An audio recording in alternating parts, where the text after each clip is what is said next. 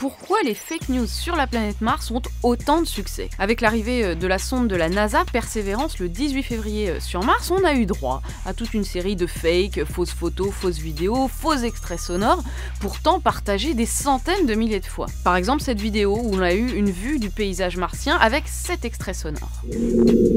Là, on accumule quand même les fakes. 1. C'est pas une vidéo, mais une photo mise en panoramique. 2. Elle n'a pas été prise par Perseverance, mais par le robot Curiosity qui est arrivé sur Mars en 2012. Quant au son, c'est une simulation des vibrations du sol de Mars, là aussi enregistrée bien avant 2021. Et pourtant, cette vidéo a été vue 26 millions de fois et likée par 260 000 personnes rien que sur Twitter. Un peu comme un autre fake, une autre photo où l'on verrait depuis Mars l'alignement de Jupiter, Vénus et la Terre. Là aussi, c'est très beau, mais c'est complètement faux. D'abord parce qu'on n'a pas eu d'alignement de ces 3 planètes ces dernières années, et puis parce que sur la photo, il y a des nuages. Or, sur Mars, il n'y a pas de nuages. Alors pourquoi ce genre de fake marche? Eh bien parce que ceux qui les diffusent jouent sur notre impatience pour obtenir des vues et du like. En fait, aujourd'hui, on a des images de haute qualité et même du son de Mars, puisque Perseverance est équipé d'un micro, ce que n'avaient pas les autres robots, donc ça existe. Le problème, c'est qu'il y a une méfiance grandissante vis-à-vis des institutions en général, donc y compris des institutions scientifiques,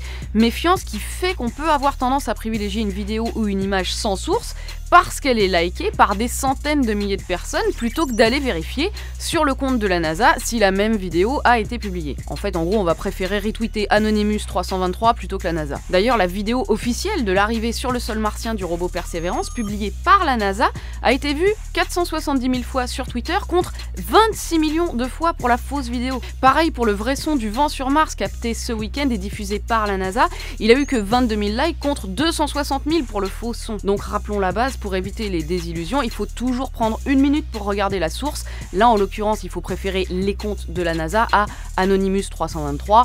Surtout si c'est trop beau, si les couleurs, la résolution, le cadrage sont trop parfaits, doutez, remontez le fil et vérifiez la source. Move Radio, Hip Hop Nation.